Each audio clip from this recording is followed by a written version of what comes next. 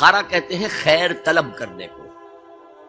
یہ باب استفعال سے جب کوئی آتا ہے، استنصار مدد حاصل کرنا، مدد لینا، استخارہ خیر طلب کرنا، خیر حاصل کرنا. اور اس کی ایک دعا جو ہے وہ ایسی ہے کہ جو حضور نے، صحابہ کہتے ہیں، ہمیں ایسے سکھائی جیسے قرآن، یعنی اتنے اہتمام کے ساتھ وہ دعا سکھائی.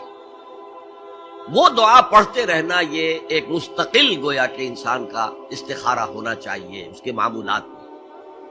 کوئی بھی مسئلہ درپیش ہے تو آدمی دعا کرے، اللہم انی استخیرک بعلمک واستقدرک بقدرتک.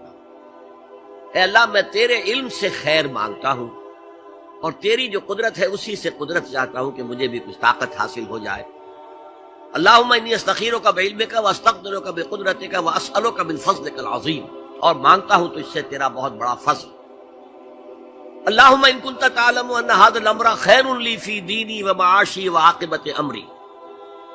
اے اللہ تیرے علم میں اگر یہ کام جو میں کرنے چلا ہوں یا یہ رشتہ جو ہم کو تجویز کر رہے ہیں، اگر تیرے علم میں یہ ہے کہ یہ ہمارے لیے دین اور دنیا اور آخرت کے اعتبار سے بہتر ہے، فقدر ہو لی، تو وہ ہمارے لیے اس کو ہمارے لیے آسان کر دے، میسر کر دے. میسر ہو لی، اسے ہمارے لیے آسان کر دے. ثم بارک لی فی، اور پھر اس میں ہمیں برکتیں عطا فرما. وَإِن كُنتَ تَعْلَمُ أَنَّ هَذَا الْأَمْرَ شَرٌّ لِّي فِي دِينِي وَمَعَاشِي وَعَاقِبَةِ أَمْرِي، اور اگر تیرے علم میں یہ ہے کہ یہ کام ہمارے لیے شر ہے، برائی ہے، دین میں بھی دنیا میں بھی اور عاقبت کے اعتبار سے بھی، فَاصْرِفْهُ عَنَّا یا عَنِّي، تو پھر اس کام کو مجھ سے دور کر دے. وَاصْرِفْنِي عَنْهُ، اور مجھے اس سے دور کر دے، اسے مجھ سے دور کر دے.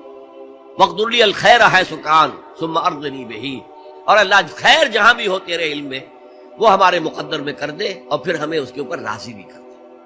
تو یہ استخارہ تو بہت ہی عمدہ بات ہے اور یہ تو ہمیں اکثر معاملے میں کرنا چاہیے. البتہ وہ استخارہ نکالنا، یہ فلاں سے استخارہ نکال رہے ہیں، فال نکال رہے ہیں، پھر استخارے میں یہ سمجھنا کہ پھر یہ دعا مانگ کر 2 نفل پڑھ کے سو جاؤ تو خواب میں ضرور کوئی اشارہ ملے گا، ان چیزوں کا کوئی ثبوت نہیں ہے میرے علم کی حد تک احادیث میں یا سنت میں.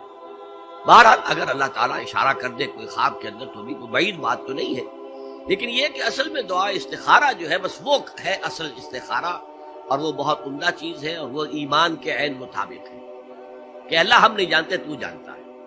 ہم شارٹ سائٹڈ ہیں، ہمیں یہ چیز اچھی لگ رہی ہے، مجھے ہمیں پتہ نہیں شاید اس کے پیچھے کوئی بری چیز چلی آ رہی ہے. قرآن نے کہا ہے فَعَسَىٰ أَن تَكْرَهُوا شَيْئًا وَهُوَ خَيْرٌ لَكُمْ وَعَسَىٰ أَن تُحِبُّوا شَيْئًا وَهُوَ شَرٌّ لَكُمْ وَاللَّهُ يَعْلَمُ وَأَنتُمْ لَا تَعْلَمُونَ.